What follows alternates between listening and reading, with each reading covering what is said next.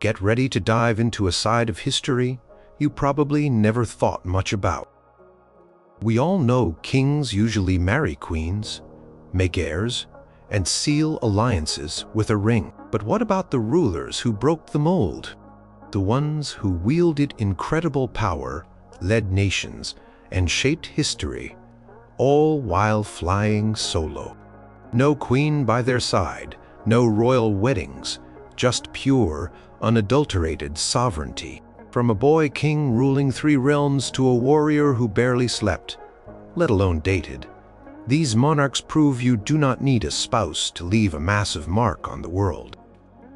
One of them even built fairy tale castles instead of a family, and another faced down enemies while battling a devastating illness, all without a marital partner. These are the stories of history's most powerful kings who, for one reason or another, never tied the knot. Number 8. Ladislaus Postumus. The boy king of 3 realms, who died just before his wedding day. Imagine being born a king, not just of 1 kingdom, but potentially 3. This was the dramatic entry into the world for Ladislaus Postumus, born on February 22, 1440, in Komarom, now Komarno in Slovakia. His father Albert I of Germany, King of Hungary, Bohemia, and Germany, had died 4 months earlier while campaigning against the Ottoman Turks. Ladislaus was Albert's only son, and his birth, so long after his father's passing, earned him the name Postumus. His very existence threw several kingdoms into a spin. In Hungary, the nobles, fearing a long and uncertain minority rule with the Ottomans at their doorstep, initially offered the crown to Ladislaus I of Poland. However, Elizabeth of Luxembourg, Ladislaus's mother, was determined to secure her son's inheritance. She had the Holy Crown of Hungary stolen from Visegrad and had the infant Ladislaus crowned King of Hungary in Székesfehérvár on May 15, 1440, when he was less than 3 months old. This act split the country, leading to a civil war between the supporters of Ladislaus and Ladislaus.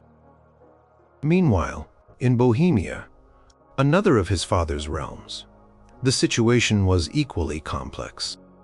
Most Hussite nobles were reluctant to accept a child ruler from the Habsburg dynasty. For years, Bohemia was governed by regional leads of nobles and towns. Ladislaus was only formally recognized as King of Bohemia in 1453, at the age of 13. His third major inheritance was the Duchy of Austria, where his claim was more straightforward, but his cousin Frederick II, the Holy Roman Emperor, became his guardian. This guardianship was more like a gilded cage. Frederick I kept young Ladislaus under his control in Austria, reluctant to let him take up his crowns in Hungary and Bohemia, partly for political leverage and partly, perhaps, for the revenues from Ladislaus's lands. Ladislaus spent his early childhood, from 1442 to 1452, effectively as a well-treated political hostage at Frederick I's court, mostly in Wiener Neustadt. He received a good education, but his kingdoms yearned for their ruler. In Hungary, the powerful John Hunyadi acted as regent, leading the defense against the Ottomans. In Bohemia, George of Podebrady rose to prominence as the leader of the moderate Hussites and eventually became regent. Pressure grew on Frederick I to release Ladislaus. In 1452, the Austrian estates, led by Ulrich von Eitzing, formed a confederation and demanded Ladislaus be handed over. Frederick I eventually relented, and Ladislaus, now 12 years old, was finally able to start asserting his rule, though still heavily influenced by powerful nobles. Count Ulrich I of Celje, his maternal uncle, became his primary advisor, a man deeply disliked by many Hungarian and Austrian nobles, especially the Hunyadi family. In 1453, Ladislaus was formally installed as King of Bohemia in Prague. He was a handsome, intelligent boy, and hopes were high. However, His reign was marked by the intense rivalries of the noble factions surrounding him. In Hungary, the conflict between Ulrich of Celje and the Hunyadis reached a boiling point. After John Hunyadi's death in 1456, following his famous victory over the Ottomans at the Siege of Belgrade, Ulrich of Celje moved to crush the Hunyadi party. He summoned John Hunyadi's sons, Ladislaus Hunyadi and Matthias Corvinus, the future King Matthias, to Buda. During a confrontation in November 1456, Ladislaus Hunyadi and his men killed Ulrich of Celje. King Ladislaus Postumus, then 16, outwardly pardoned Ladislaus Hunyadi, but later had him arrested and executed in March 1457. This act sparked a new rebellion in Hungary, forcing Ladislaus to flee to Prague. Despite the political turmoil, plans were well underway for Ladislaus's marriage. A suitable royal match was seen as crucial for stability and alliances. The chosen bride was Magdalena of Valois, daughter of King Charles VIII of France. This was a prestigious match. The French princess was renowned for her beauty and piety. Negotiations were advanced, and the wedding was eagerly anticipated. It was expected to take place in early 1458. Ladislaus himself was in Prague, preparing for his upcoming marriage and the arrival of his bride. He was only 17 years old, but stood at the threshold of what could have been a long and significant reign, uniting three key Central European territories. Then, tragedy struck with shocking speed. In November 1457, just days before Magdalena was due to arrive, Ladislaus suddenly fell ill. He developed painful swellings in his neck, groin, and armpits, accompanied by a high fever, within just 36 hours. On November 23, 1457, King Ladislaus Postumus was dead. He was 17 years, 8 months, and 1 day old. He had never married, and his bride-to-be never made it to Prague to become his queen. His sudden death at such a young age and on the eve of his marriage immediately foretold rumors of poisoning. Suspicions fell on various political enemies, particularly George of Podebrady in Bohemia, who stood to gain from the king's demise and was indeed elected king of Bohemia shortly thereafter. In Hungary, the Hunyadi faction was also suspected. For centuries, the cause of his death remained a mystery, a dark footnote to his tumultuous life. It was not until 1985, nearly 530 years later, that scientific analysis of his skeletal remains provided a more mundane, though no less tragic explanation. Tests revealed that Ladislaus had suffered from a virulent form of juvenile leukemia. The symptoms he displayed were consistent with this disease. So, it was not a conspirator's poison, but a cruel illness that cut short his life and his reign. Ladislaus Postumus never had the chance to truly wield the power of his 3 crowns. He was a pawn in the games of powerful nobles for much of his life. Yet, his existence and his early death had profound consequences. His failure to marry and produce an heir meant that the personal union of Austria, Bohemia, and Hungary under his line came to an end. In Hungary, Matthias Corvinus, the younger son of John Hunyadi, whom Ladislaus had imprisoned, was elected king. In Bohemia, George of Podebrady secured the throne. The Habsburgs retained Austria and would eventually, after much struggle, reclaim the crowns of Bohemia and Hungary, but not for several decades. The boy king, who never married, left behind a legacy of what might have been a tantalizing glimpse of a unified Central European power bloc that dissolved with his last breath. His story is a stark reminder of how personal fate, even the unmarried status of a young king, could dramatically alter the map of Europe. Number 7. Louis II of Bavaria. The fairy tale king who built dream castles instead of a dynasty. Ludwig Friedrich Wilhelm, later King Louis II of Bavaria, was born on August 25, 1845, at Nymphenburg Palace in Munich.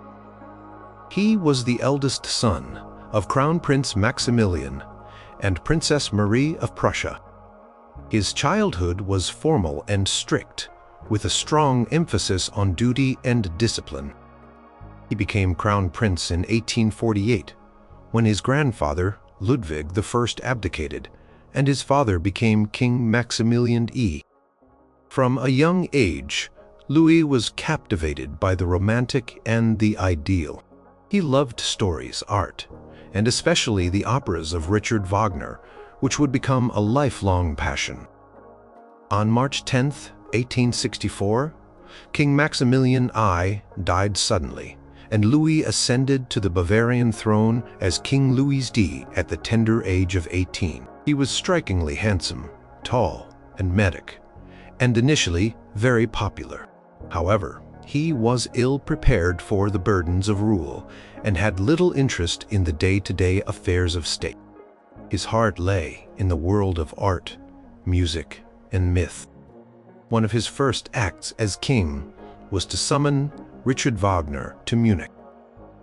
He became Wagner's devoted patron, settling the composer's considerable debts and providing him with generous financial support, enabling Wagner to complete his epic Ring cycle. This patronage was a source of great cultural enrichment, but also controversy, as Wagner's influence and extravagance strained the state's finances and irked the conservative Bavarian court. Louis's reign coincided with a turbulent period in German history. Bavaria, a significant southern German state, was caught between the rising power of Prussia and the traditional influence of Austria. In the Austro-Prussian War of 1866, Bavaria sided with Austria and was defeated. Louis, who abhorred war, was deeply affected by this. Bavaria was forced to pay a large indemnity to Prussia and sign a defensive alliance. In 1870, during the Franco-Prussian War, Bavaria fought alongside Prussia. Louis, under pressure from Prussian Chancellor Otto von Bismarck and his own ministers, reluctantly agreed to support the proclamation of the Prussian King Wilhelm I as German Emperor in 1871. This meant Bavaria became a state within the new German Empire, losing much of its sovereignty, a development that Louis deeply resented. He had effectively signed away his kingdom's independence. Increasingly disillusioned with politics and the limitations of his power, Louis retreated into a private world of fantasy and construction.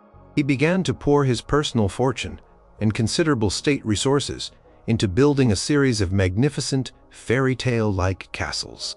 These were not intended for state representation or defense, but as personal retreats and homages to his romantic ideals, particularly the medieval legends celebrated in Wagner's operas. The most famous of these is Neuschwanstein Castle, a stunning Romanesque revival palace perched on a rugged hill above the village of Hohenschwangau. He also built Linderhof Palace, a Rococo gem inspired by Versailles, and Herrenchiemsee, a vast palace on an island in the Chiemsee Lake, intended to surpass Versailles but never fully completed. These projects were enormously expensive and became a major source of concern for his government. As for marriage, it was expected of a king, particularly to produce an heir. In 1867, Louis became engaged to Duchess Sophie Charlotte in Bavaria. She was his cousin, the younger sister of Empress Elizabeth of Austria, known as Sisi, whom Louis deeply admired. Sophie was beautiful and artistic, sharing some of Louis's interests. The engagement was publicly celebrated, and the wedding date was set. However, Louis repeatedly postponed the marriage. He wrote passionate letters to Sophie, but his behavior grew increasingly erratic. He seemed to dread the intimacy and the public duties that marriage would entail. After several postponements, Louis abruptly broke off the engagement in October 1867. Sophie was heartbroken and humiliated. She later married Prince Ferdinand, Duke of Alencon. Louis never again seriously considered marriage. He remained a bachelor for the rest of his life. Historians and biographers have widely speculated about his sexuality, with considerable evidence from his private diaries and letters suggesting he was homosexual and struggled deeply with his desires in a society that condemned them.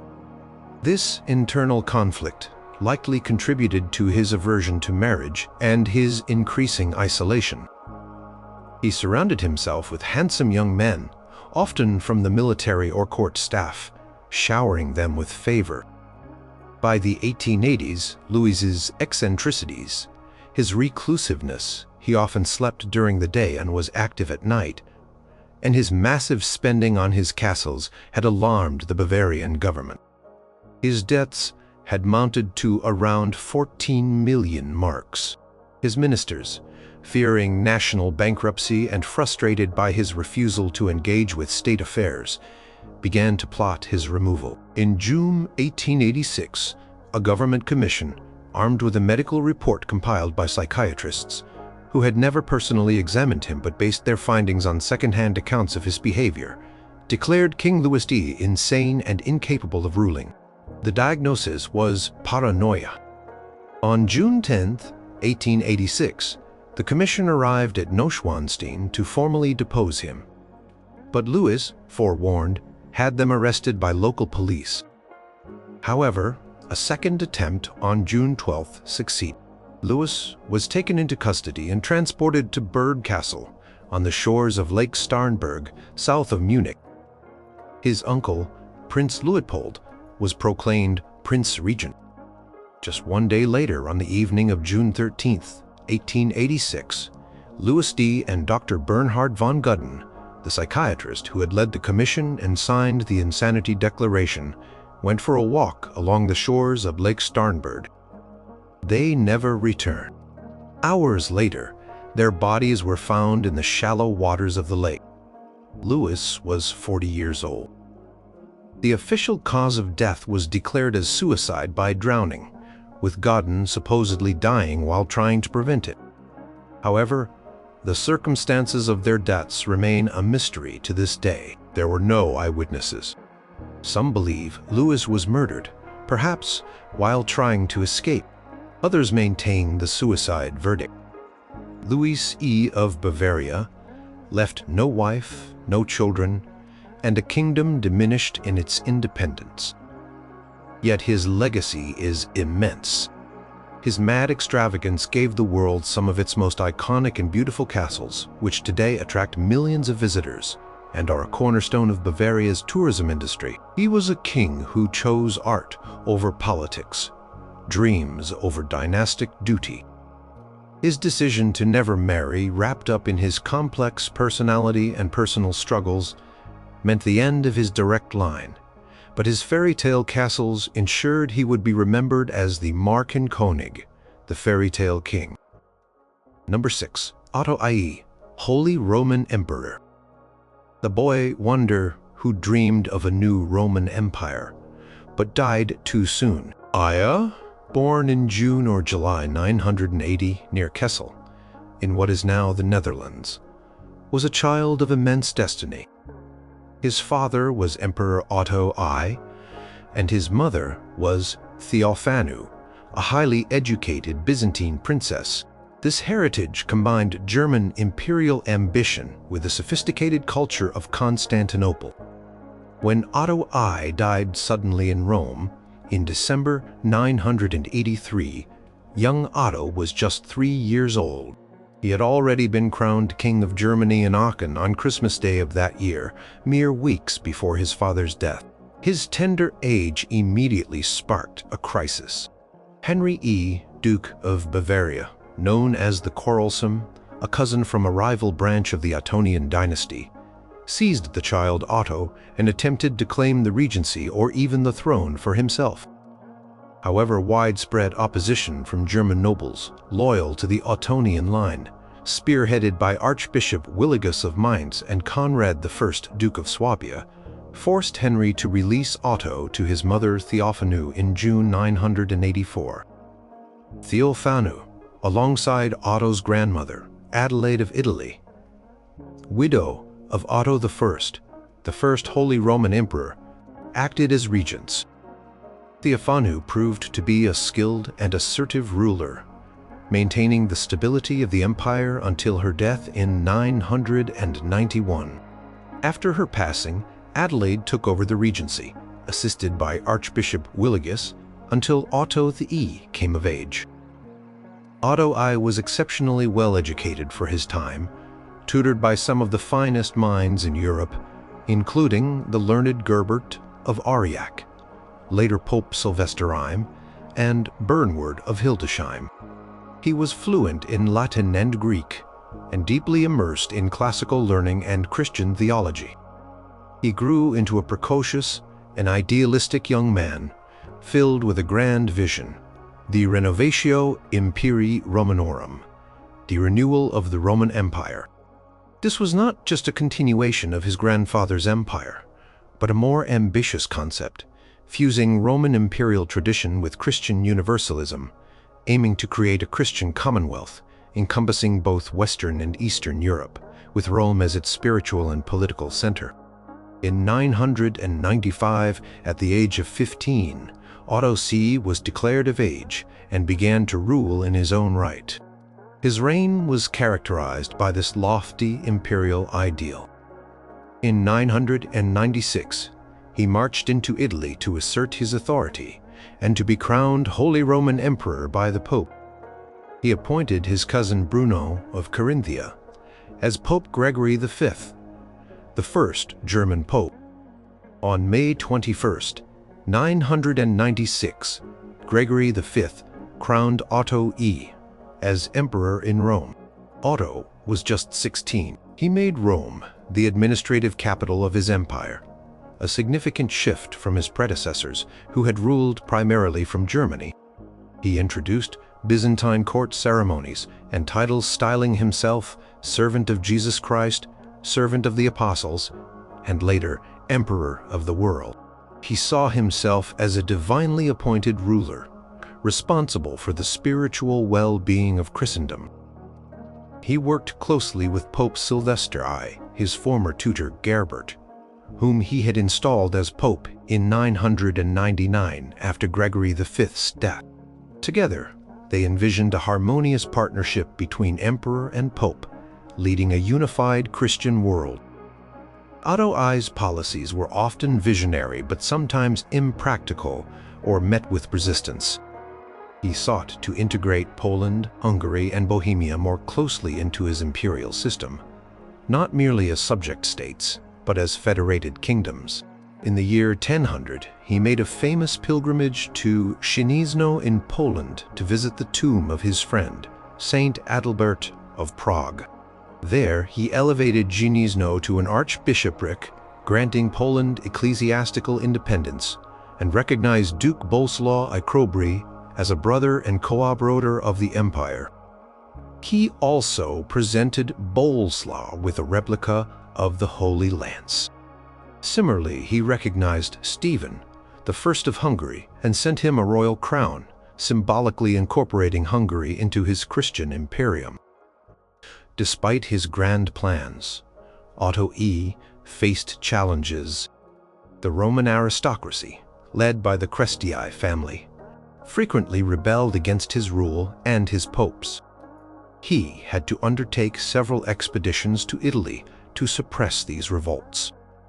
His focus on Italy and his Roman-centric policies also caused some discontent among the German nobles, who felt neglected. Throughout his short but able reign, Otto I never married. Marriage, for a ruler of his stature, was a critical political tool for alliances and securing succession.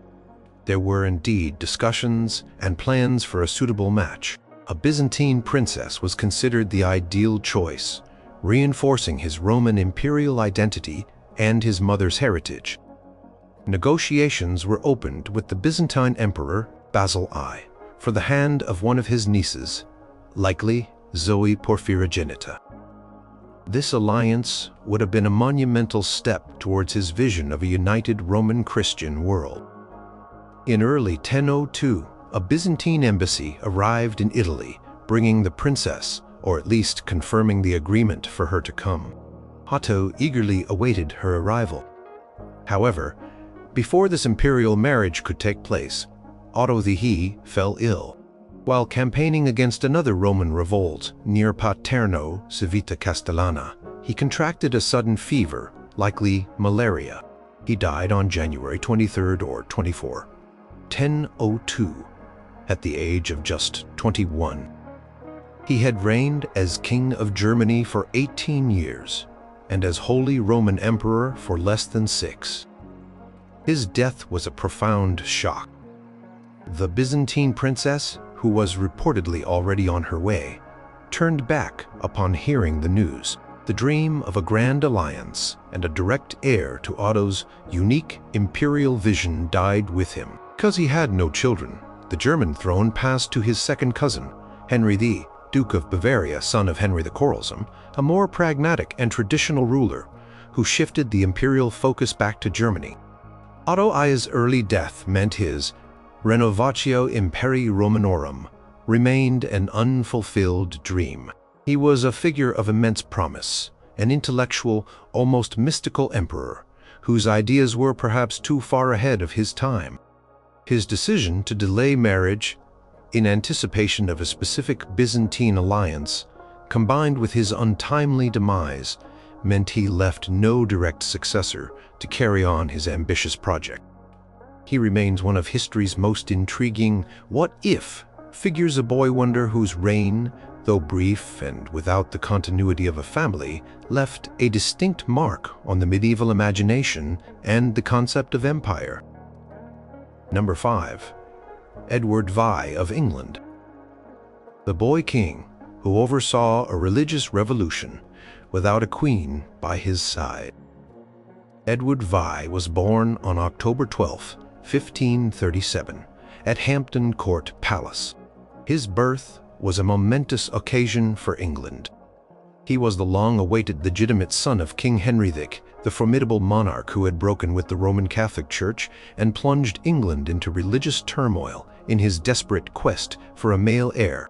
Edward's mother was Jane Seymour, Henry's third wife, who tragically died just 12 days after Edward's birth from postnatal complications.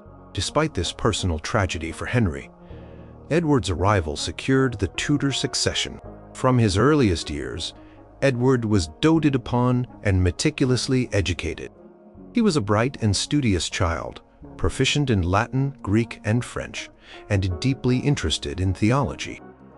He was raised as a committed Protestant, influenced by tutors like Richard Cox and John Cheek, who were reformers. This religious upbringing would profoundly shape his reign. On January 28, 1547, Henry VI died. Edward, at the age of just 9, became King of England and Ireland. Due to his youth, a council of regency was established to govern in his name. However, this council was soon dominated by his maternal uncle Edward Seymour, Earl of Hertford, who became Duke of Somerset and Lord Protector. Somerset effectively ruled England for the first few years of Edward's reign. Under Somerset's protectorate, the English Reformation accelerated significantly. While Henry VI had broken with Rome primarily for dynastic and political reasons, retaining many Catholic doctrines and practices, Edward's government moved England firmly in a Protestant direction. The Act of Uniformity of 1549 introduced the Book of Common Prayer, a liturgy in English, replacing Latin rites. Catholic imagery in churches was destroyed. Religious guilds were dissolved, and priests were allowed to marry. These changes were not universally popular and led to unrest, including the Prayer Book Rebellion in the West Country in 1549. Somerset's government also faced economic problems, social unrest, and an unsuccessful war with Scotland. Edward, though young, was not a mere puppet, took his royal duties seriously, attended Privy Council meetings, and developed strong opinions, particularly on religious matters. His journal reveals a keen intellect and a devout, sometimes austere, Protestant faith. He fully supported the religious reforms being enacted in his name. In 1549, Somerset's rule faltered. He was overthrown by a rival faction led by John Dudley, Earl of Warwick, who later became Duke of Northumberland. Northumberland did not take the title of Lord Protector, but effectively controlled the government as Lord President of the Council. Under Northumberland, the Protestant Reformation became even more radical. The 1552 Book of Common Prayer was more overtly Protestant than its predecessor. The 42 Articles, a statement of Protestant doctrine, were issued in 1553, laying the foundations for the later 39 Articles of the Church of England. Church property continued to be confiscated, and Catholic practices were suppressed with greater vigor. Throughout his reign, there was the inevitable question of the young king's marriage. A royal marriage was essential for alliances and, most importantly, to produce an heir to continue the Protestant Tudor line. Several potential brides were considered.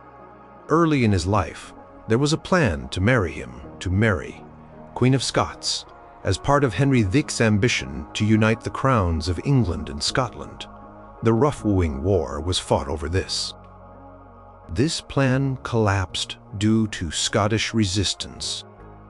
Later, during his reign, potential matches with French princesses, such as Elizabeth of Valois, daughter of Henry VI of France, were explored to secure peace and alliance with France. Negotiations were undertaken, but Edward was still very young, and these plans never reached fruition. There was no queen by his side during his brief time on the throne. By early 1553, the young king's health began to fail. He contracted what was likely tuberculosis, though contemporary accounts called it a cough or consumption. He grew progressively weaker as it became clear that Edward was dying and still unmarried with no children. A crisis loomed. His legal heir, according to Henry VI's will and the Third Succession Act, was his staunchly Catholic half-sister, Mary. For Northumberland and the Protestant establishment, the prospect of Mary succeeding and reversing the Reformation was unthinkable.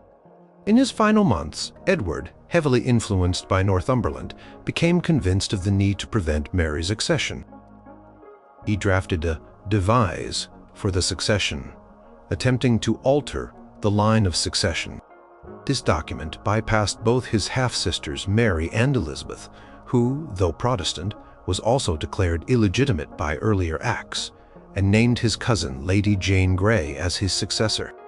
Lady Jane was a devout Protestant and, conveniently, Northumberland's daughter-in-law, having recently married his son, Lord Guildford Dudley. Edward VI died on July 6, 1553, at Greenwich Palace. He was just 15 years old. He had never married, never reached his majority, and never truly ruled in his own right without the guidance of protectors or powerful counselors. Yet, his short reign was pivotal. The religious changes enacted under his authority fundamentally shaped the future of the Church of England and English identity. His death triggered the succession crisis he had tried to avert. Lady Jane Grey was proclaimed queen, but reigned for only 9 days before popular support for Mary Tudor, Henry VI's rightful heir, swept her from power. Mary I duly became queen, reinstated Catholicism, and earned the nickname Bloody Mary for her persecution of Protestants. Edward VI, the boy king, remained unmarried due to his youth and untimely death. His personal impact was more as a symbol and a catalyst for the Protestant cause he so fervently believed in. While he never had a queen or founded a family, the England he left behind was irrevocably changed by the religious revolution that bore his name. His reign stands as a testament to how even a young, unmarried monarch could be at the center of profound historical transformation. Number 4. Dom Sebastião of Portugal. Crusader king, whose disappearance forged a national myth. Dom Sebastião, or Sebastian I of Portugal, was born on January 20th, 1554, in Lisbon. His birth was a beacon of hope for the Portuguese Avis dynasty. He was the posthumous son of Crown Prince João Manuel, who had died a few weeks before Sebastian's birth. His grandfather, King João I, died when Sebastian was just 3 years old, in 1557, making the toddler King of Portugal and the Algarves. His grandmother, Catherine of Austria, sister of Emperor Charles V, and later his great-uncle, Cardinal Henry of Evora, acted as regents during his minority.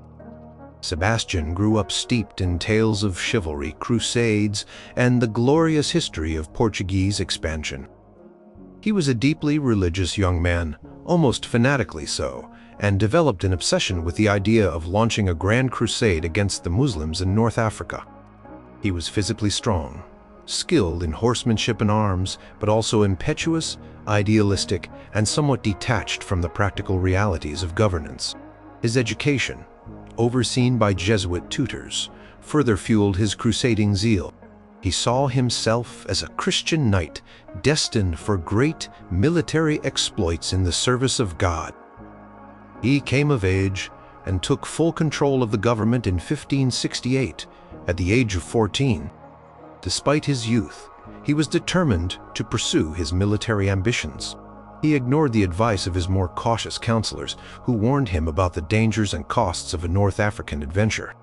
Portugal, though possessing a vast colonial empire, was a small country with limited resources and manpower. A major military campaign would strain it to the breaking point. The question of Sebastian's marriage was a pressing concern for the Portuguese court and people. A king needed an heir to secure the dynasty. Several potential matches were proposed over the years.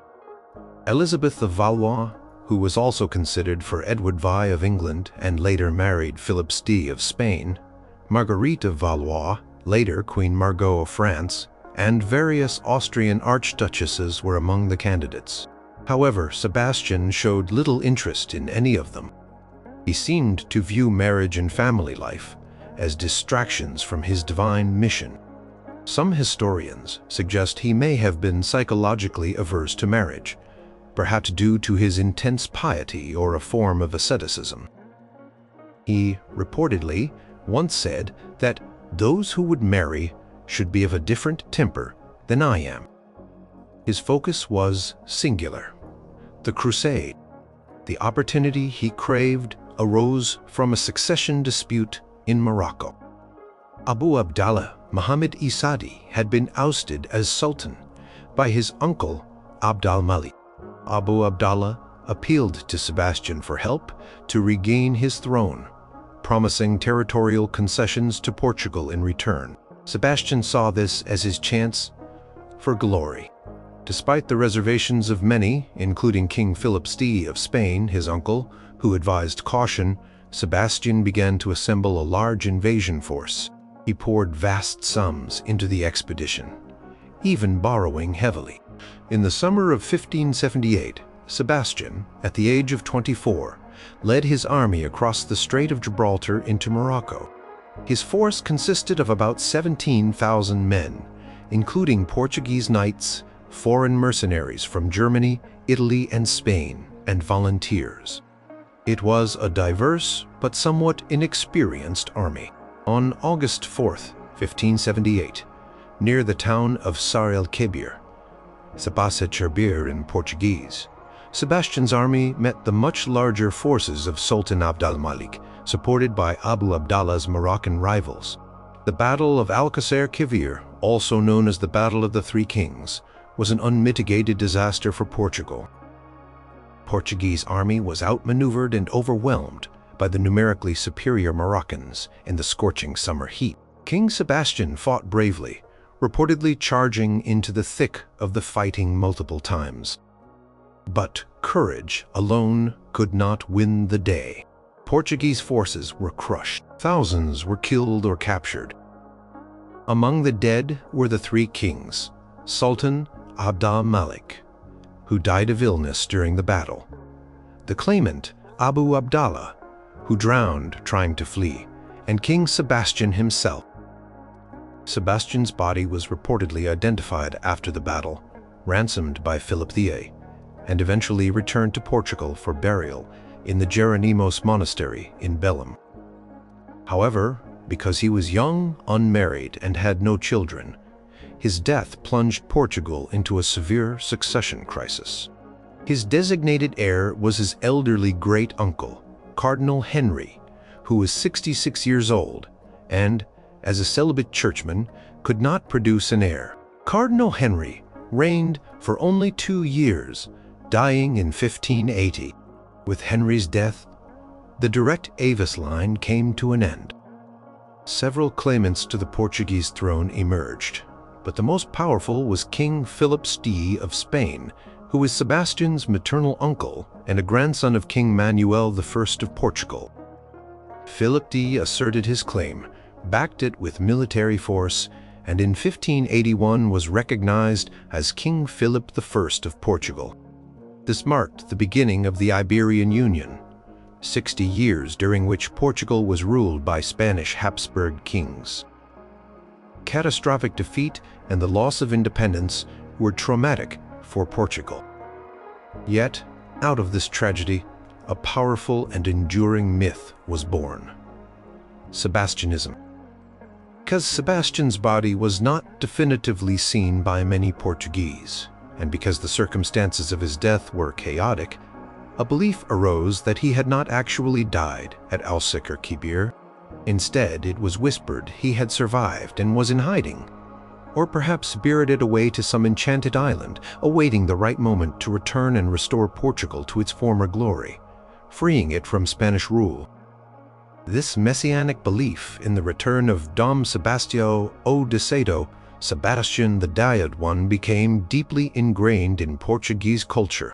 Several impostors claiming to be Sebastian appeared over the years, gaining varying degrees of support before being exposed. King Sebastian I, the young, unmarried crusader king, led his nation into its greatest military disaster and the loss of its sovereignty. His refusal or inability to marry and secure the succession had dire consequences. Yet, ironically, his mysterious disappearance and the hope for his return transformed him into a legendary figure, a symbol of lost greatness and future redemption. He was a king whose personal choices and tragic end resonated through centuries of Portuguese history and folklore, far outlasting the brief span of his actual reign. Number 3. Baudouin I of Jerusalem. Courageous leper king who defended his kingdom without a queen, Baudouin I, known as Baldwin I in English, was born in the summer of 1161 in Jerusalem. He was the son of King Amalric of Jerusalem and his first wife, Agnes of Courtenay. His early childhood seemed normal, but a fateful discovery changed the course of his life. When he was around 9 years old, his tutor, the famous historian William of Tyre, noticed something alarming. While playing with other boys, Baudouin seemed impervious to pain when they pinched or even pricked his arms. William investigated further and realized with horror that the young prince had lost sensation in his right arm and hand. This was an early sign of the dreaded disease, leprosy. Despite this grim diagnosis, when his father Amalric died in 1174, Baudouin, then 13 years old, ascended to the throne of the Crusader Kingdom of Jerusalem. Leprosy in the 12th century was a terrifying and incurable illness, often leading to social ostracism. However, Baudouin was the rightful heir, and the nobles of Jerusalem, recognizing his courage and intelligence, crowned him king. He would rule for 11 tumultuous years, fighting not only his progressive disease, but also the formidable Saladin, Sultan of Egypt and Syria, who aimed to eradicate the Crusader states. From the outset, Baudouin's reign was dominated by the military threat posed by Saladin. Kingdom of Jerusalem was an isolated Christian outpost surrounded by increasingly unified Muslim powers. Baudouin despite his youth and worsening illness, proved to be a surprisingly effective and inspiring military leader. He refused to let his disease confine him. As leprosy began to disfigure his face and cripple his hands and feet, he continued to lead his armies into battle, often being carried on a litter when he could no longer ride a horse. His presence alone was said to inspire immense loyalty and courage in his men. One of his most remarkable victories came in 1177, when he was just 16 years old. Saladin launched a major invasion of the kingdom, aiming for Jerusalem itself. Baudouin, with a relatively small force of a few hundred knights and several thousand infantry, confronted Saladin's much larger army of around 26,000 at the Battle of Montgisard. Despite being outnumbered and with the king visibly suffering, the Franks launched a surprise charge that shattered Saladin's forces. It was a stunning victory, attributed by some to Baudouin's piety and a divine miracle. Saladin himself barely escaped capture. This victory bought the kingdom several years of relative peace. However, Baudouin's leprosy was relentless. The disease progressed, causing increasing disability and disfigurement. He eventually lost his sight and the use of his limbs. Knowing his reign would be short and that he could not produce an heir, the question of succession was paramount. Due to his illness, marriage for Baudouin was out of the question. It was understood that he would never have a wife or children to carry on the line directly. The focus, therefore, was on his sisters and their potential offspring. His elder sister, Sibylla, was the heir presumptive. Politics of the Kingdom of Jerusalem were notoriously fractious, with various noble factions vying for power and influence, often centered around whom Sibylla should marry. Baudouin had to navigate these treacherous internal divisions while simultaneously fending off external enemies. In 1176, Sibylla was married to William Longsword of Montferrat, who died a few months later, leaving her pregnant with a son, also named Baudouin, the future Baudouin V. As Baudouin Ives' health deteriorated, he appointed various regents. One controversial figure was Raynald of Chatillon, a reckless and aggressive lord who repeatedly broke truces with Saladin by attacking Muslim caravans, provoking Saladin's wrath. Another key player was Guy of Lusignan, a Poitevin knight, whom Sibylla married in 1180, much to the dismay of some local barons who found Guy arrogant and incompetent. Baudouin himself grew to distrust Guy. Despite his failing health, Baudouin continued to take an active role in government and military affairs whenever possible. In 1183, when Saladin invaded again, laying siege to the castle of Carac Baudouin, though now blind and unable to walk, insisted on being carried with his army to relieve the siege. His mere presence forced Saladin to withdraw. This was one of his last military actions. By 1183, Baudouin Ives was so incapacitated that he appointed Guy of Lusignan as regent. However, Guy proved to be a poor military leader and quickly fell out of favor with the king. Baudouin, frustrated with Guy's incompetence and arrogance, revoked his regency and even tried to have Sibylla's marriage to Guy annulled, but failed. To secure the succession away from Guy, Baudouin had his young nephew, Sibylla's son, Baudouin of Montferrat, crowned as co-king, Baudouin V, in November 1183, when the boy was just 5 years old. Raymond I.E. of Tripoli, a powerful and respected local noble, was appointed regent for the child king. Baudouin Ives, the leper king, finally succumbed to his disease in the spring of 1185, dying in Jerusalem on March 16. He was only 24 years old. He had ruled for 11 years, defying his devastating illness to lead his kingdom with remarkable courage and determination. He never married, never knew the companionship of a queen, and his body was ravaged by disease. Yet he commanded respect and loyalty. He held his fragile kingdom together against overwhelming odds for over a decade. His death, however, precipitated the crisis he had tried to prevent. Young Baudouin V died just a year later, in 1186. Sibylla then became queen, and against the wishes of many, crowned her husband Guy of Lusignan as king. Guy's disastrous leadership led to the Battle of Hattin in 1187, where Saladin annihilated the Crusader army and captured Jerusalem itself, effectively ending the First Kingdom of Jerusalem. Baudouin Ib's story is one of extraordinary personal tragedy and equally extraordinary heroism. He was a king who faced a fate arguably worse than death, yet bore it with dignity and an unwavering sense of duty.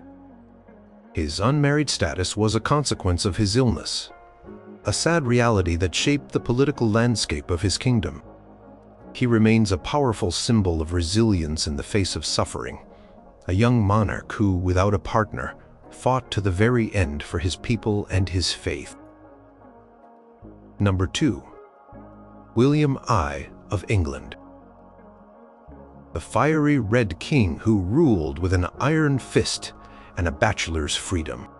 William I, known as William Rufus or William the Red, likely due to his ruddy complexion or red hair, was born around 1056 or 1060 in Normandy. He was the third son of William the Conqueror, the Norman Duke, who famously conquered England in 1066, and Matilda of Flanders. As a younger son, he was not initially expected to inherit a major kingdom. His eldest brother, Robert Curthose, was designated heir to Normandy, while his second brother, Richard, died in a hunting accident. William Rufus had a complex relationship with his family. He was reportedly his father's favorite son, loyal and militarily capable, unlike Robert Curthose, who often rebelled against their father. When William the Conqueror lay dying in 1087, he decided to divide his vast domains. He bequeathed the Duchy of Normandy, his ancestral inheritance, to Robert Curthose, Kingdom of England acquired by conquest. He granted to William Rufus. This decision set the stage for years of conflict between the brothers. William I was crowned King of England on September 26, 1087, at Westminster Abbey. He was a formidable figure, stocky, fierce-tempered, and energetic. He was a soldier through and through, skilled in warfare and hunting, but also known for his extravagant tastes, his harshness, and his perceived impiety. Contemporary chroniclers, mostly churchmen, painted a very negative picture of him, describing him as cruel, avaricious, and blasphemous. However, it is important to note that he often clashed with the church, particularly over appointments and revenues, which undoubtedly colored their accounts. His reign was marked by efforts to consolidate royal power, extract maximum revenue from his kingdom, and expand his territories. He faced an early rebellion in 1088, led by his uncle Odo of Bayeux and other Norman nobles who preferred to have one ruler for both England and Normandy, favoring Robert Curthose. William Rufus, with the support of the English population, whom he promised good laws and tax relief, and some loyal Norman barons, swiftly crushed the revolt. He proved to be an effective, if ruthless, administrator. His chief minister, Ranulph Flambard, was adept at raising funds for the crown, often through methods seen as oppressive, such as exploiting feudal dues, keeping bishoprics and abbaties vacant to collect their revenues, the practice known as farming church lands, and imposing heavy taxes. This financial acumen allowed William to fund his military campaigns and his lavish court. Much of his reign was spent in conflict or intrigue with his brother Robert Curthose over Normandy. William launched several military expeditions into Normandy, seeking to wrest it from Robert, whom he considered a weak and ineffective ruler. He also clashed with King Malcolm Tyree of Scotland, forcing him to acknowledge English overlordship, and with the Welsh princes pushing Norman influence further into Wales and building castles along the border. One of the most significant aspects of William Rufus's life and one that set him apart was that he never married. This was highly unusual for a king in that era. Marriage was crucial for dynastic alliances, producing heirs to secure the succession and fulfilling social expectations. William Rufus showed no inclination towards it. He also had no known illegitimate children, which was also uncommon for powerful men of his time. Contemporary and later chroniclers offered various explanations, or rather speculations, for his unmarried status. Some suggested he was waiting for an exceptionally advantageous political match that never materialized. Others pointed to his alleged vices and disinterest in women. Some modern historians have interpreted the accounts to suggest he may have been homosexual, though direct evidence is lacking, and such interpretations are based on readings of chroniclers' coded language about his court and companions. Odric Vitalis, a contemporary monk chronicler, wrote of his court being filled with effeminate young men in extravagant fashions, and of sodomy being prevalent, though this could also be general moral condemnation rather than specific accusation against the king. Whatever the reason, William Rufus remained a bachelor king throughout his 13-year reign. His relationship with the church was particularly fraught.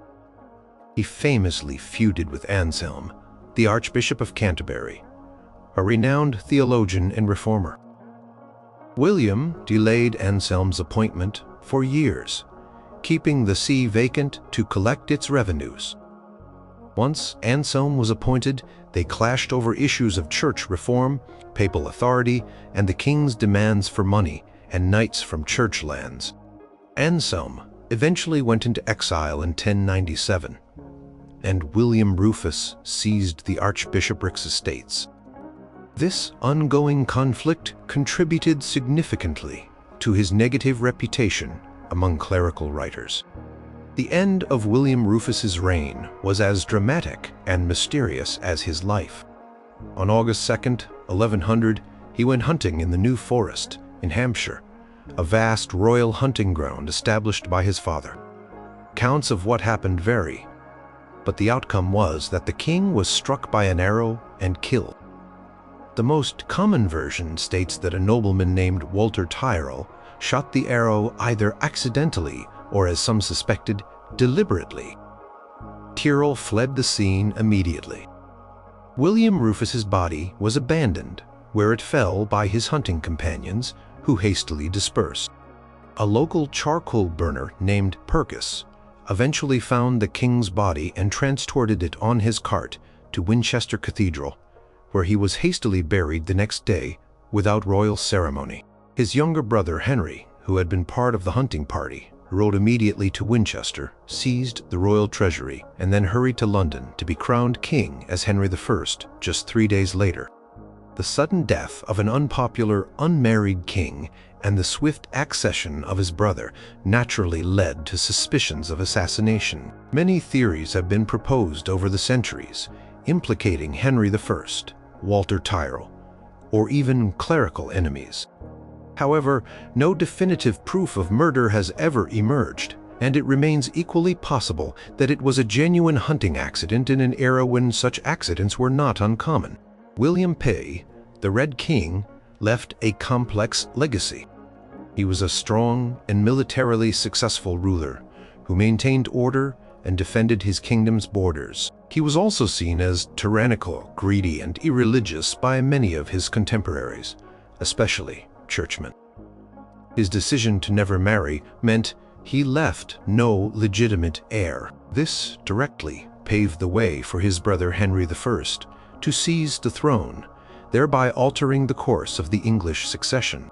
William Rufus remains one of England's most enigmatic and controversial kings, a powerful bachelor who ruled with an iron fist and whose life and death are shrouded in intrigue. Number 1. Charles I of Sweden. The Lion of the North, who lived for war and died a bachelor king. Charles I, often called Carolus Rex or the Lion of the North, was born on June 17, 1682 in Stockholm. He was the son of King Charles Zo, of Sweden, and Ulrika, Eleonora of Denmark. From a young age, he was groomed for kingship in the powerful Swedish Empire, which at the time dominated much of Northern Europe, including Finland, Estonia, Livonia, modern Latvia and Estonia, and territories in Germany. He received a rigorous education, excelling in mathematics, military strategy, and languages. He was also physically robust, a keen horseman, and an enthusiastic hunter. His father, Charles Zai, died in April 1697, and Charles Zai ascended to the throne at the tender age of 14, just shy of his 15th birthday. Despite his youth, the Swedish Riksdag of the Estates declared him of age just 7 months later, and he took full control of the government, dispensing with any regency. He inherited a well-organized absolute monarchy and a formidable army built up by his father. Charles Zai's reign was almost entirely consumed by war. In 1700, just 3 years after he became king, a formidable coalition of Denmark, Norway, Saxony, Poland, Lithuania, led by Augustus I the Strong, and Russia, led by Tsar Peter the Great, launched a coordinated attack on Sweden, hoping to take advantage of the young king's perceived inexperience and dismember the Swedish Empire. This marked the beginning of the Great Northern War, which would last for 21 years and define Charles Zai's life. The young king responded with astonishing speed and military brilliance. Instead of panicking, the 18-year-old Charles personally led his army.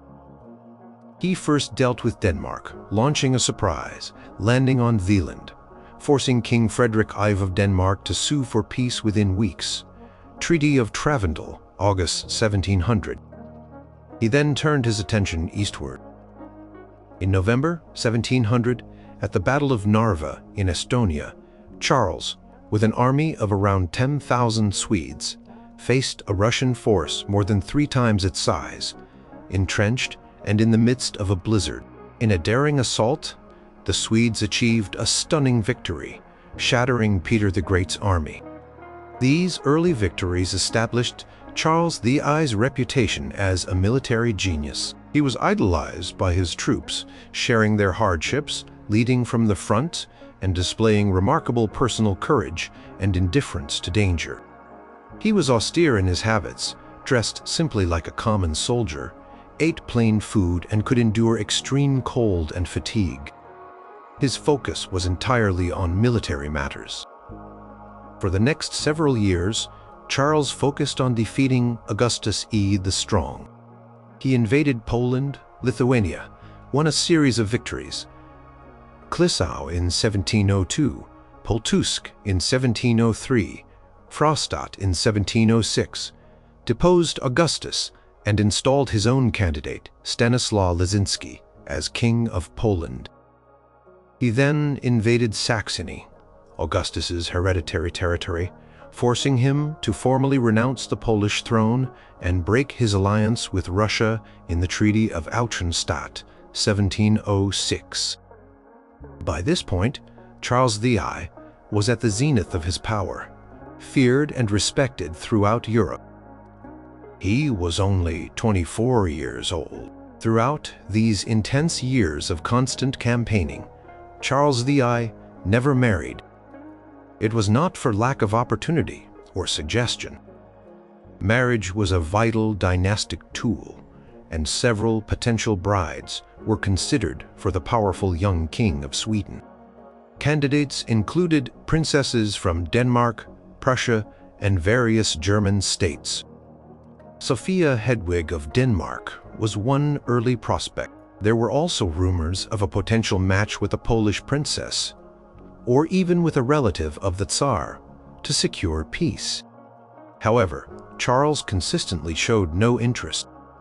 He famously stated that he would marry on the battlefield with Mars as my best man, or that he was married to his army. His life was entirely dedicated to war and the affairs of his soldiers. He had no time or inclination for courtly life, romance, or dynastic obligations of marriage and fatherhood. Some historians speculate he may have had an almost ascetic devotion to his role as a warrior king, viewing marriage as a distraction or a weakness. There are no records of him having any mistresses or illegitimate children either. His personal life remains something of an enigma, completely overshadowed by his military persona. After subduing Poland and Saxony, Charles turned his attention back to Peter the Great's Russia, which had used the intervening years to regroup and modernize its army. In 1707, Charles launched his fateful invasion of Russia. Initially successful, the campaign ran into difficulties. The Russians employed scorched earth tactics, harassing the Swedish supply lines. A harsh winter in 1708–1709 decimated the Swedish army, which suffered from cold, starvation, and disease. A crucial supply column and reinforcements under General Lewenhaupt were defeated by the Russians at Lesnaya. Despite these setbacks, Charles pressed on, seeking a decisive battle. This came on June 28, 1709, at Poltava in Ukraine. The Swedish army, weakened and outnumbered, was decisively defeated by Peter the Great's forces. Charles himself had been wounded in the foot shortly before the battle and could not lead his troops effectively. The defeat at Poltava was a turning point in the Great Northern War and a catastrophe for Sweden. Much of the Swedish army was captured or destroyed.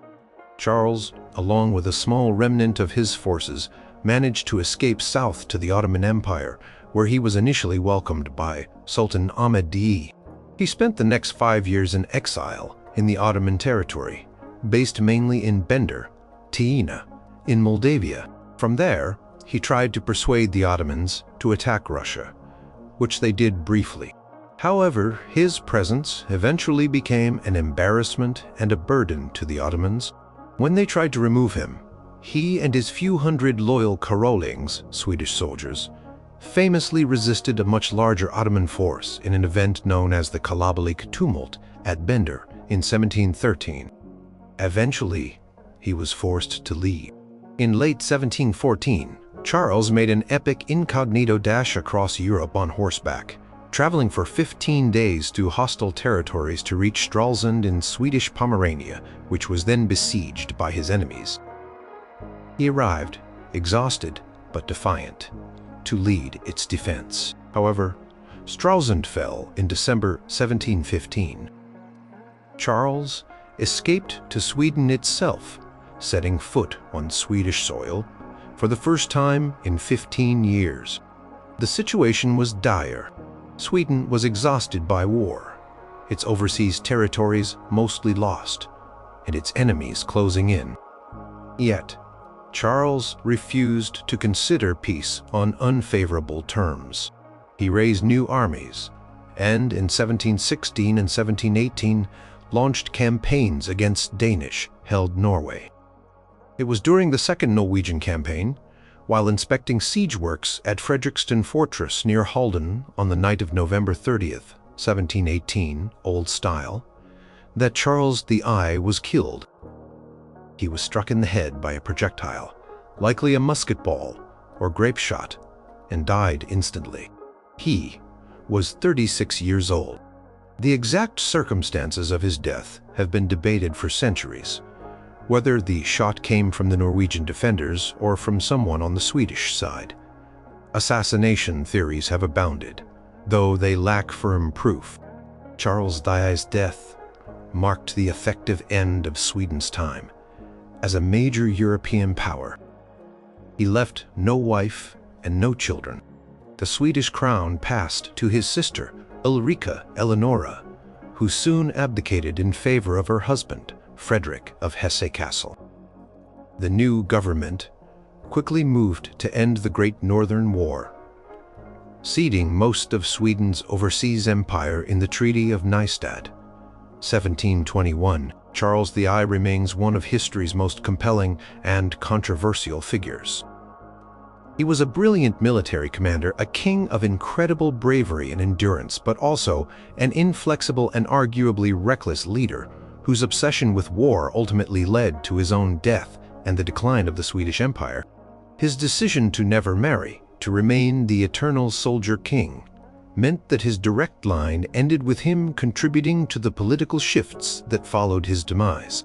The Lion of the North died as he had lived, on the campaign trail, a bachelor devoted solely to Mars.